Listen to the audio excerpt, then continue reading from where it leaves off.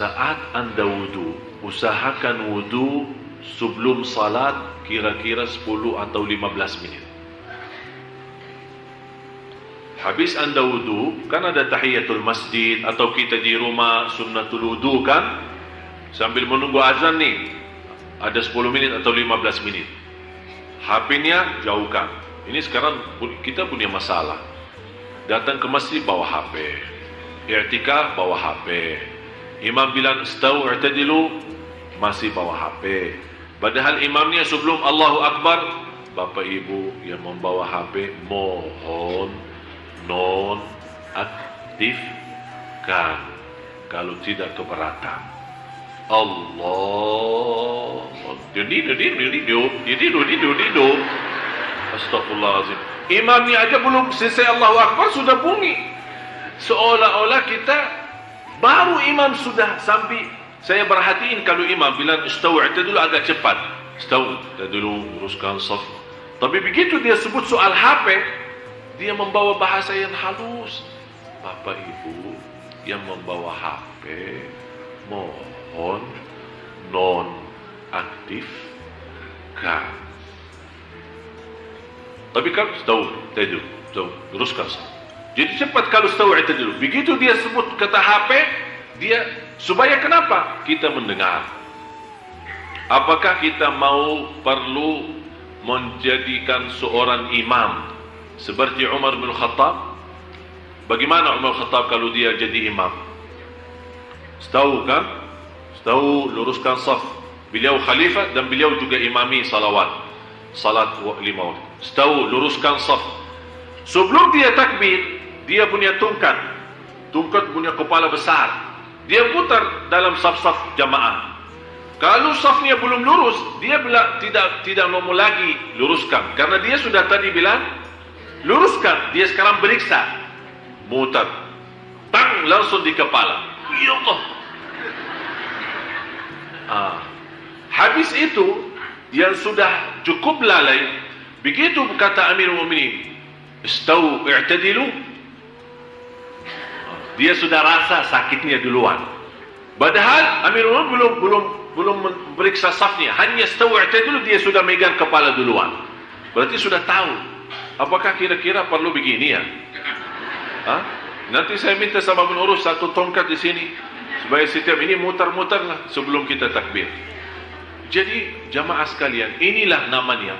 Begitu Anda wudu sebelum azan 10 menit atau 15 menit, tinggalin semua dunia, HP semua tinggalin, terus isi zikrullah. Subhanallah, kalau kita bisa seperti ini, saya yakin salat kita jauh akan lebih baik. Karena kenapa zikir sebelum salat itu? Karena dia memberikan persiapan batin, bersih semua, HP jauh semua bersih. Jadi fikiran zikir, yang dimegang tangannya boleh tasbih atau pakai jari sendiri, terus zikir. Begitu sudah masuk Allahu Akbar, ikuti dengan suara azan, dan habis azan angkat tangan berdoa. Subhanallah, indah. Belum ikamat, belum kita selesai sunnah qabliyah, kita sudah siap batin dengan cahaya zikir. Begitu masuk salat, waktu wajib kita, ternyata nikmat salat. Tolong amalan ini yang saya baru saja sampaikan, pertama kali saya sampaikan cara ini, saya mohon dipraktis dan diamalkan. Anda sendiri akan merasa, oh ternyata betul. Yang paling berat,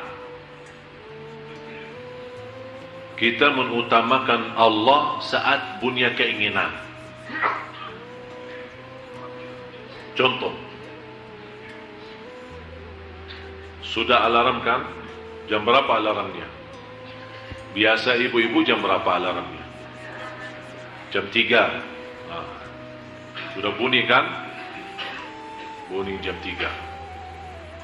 Kita megang HP, kita sudah megang kan? Sudah lihat. Terus matiin, off ya, alarmnya off. Kita taruh. Di sini ada muncul dua hal. Pertama, mau enggak salat malam? Yang kedua, tidur aja. Jadi tak ada tidur enggak ada. Tapi yang ada, mau salat malam enggak? Tidur aja. Ini yang kedua. Di sini, supaya bagaimana kita bisa mencintai Allah, di sini ujiannya.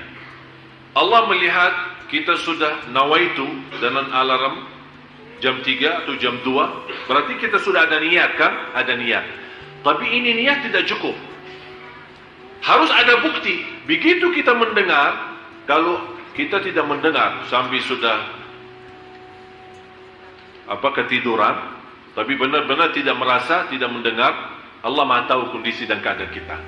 Tapi Allah tidak akan memberikan keistimewaan bagi orang. Begitu dia megang HP-nya, matiin, kemudian dia tidur. Padahal ada bisikan, salat malam enggak? Tidur aja. Tapi dia mengutamakan tidurnya daripada itu, namanya tidak bakal dicintai Allah. Karena yang membuat kita